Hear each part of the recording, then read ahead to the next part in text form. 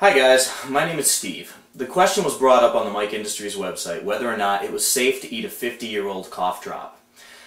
I've eaten a lot of nasty crap in my life, so I decided I would be the one to try it if someone wanted to send me one. Now, Mike went and sent me 2 cough drops actually, 50 years old, caked in white guck, and I cleaned it off with hot water and went ahead and ate one.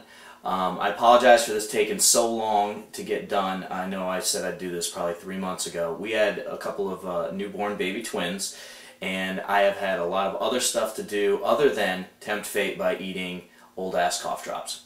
But I'm about to do it here. I'm soaking it right now. I should take it out and come back and eat it for you in just a second. Okay, I'm back. We have one honey Pine Brothers cough drop here.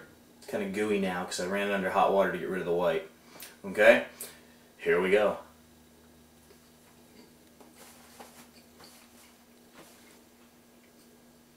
That tastes just as good as I remember them. I wish I had taste-o-vision so you all could savor this with me.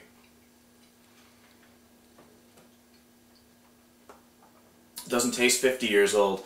It tastes like it came out of the package yesterday, out of a fresh package.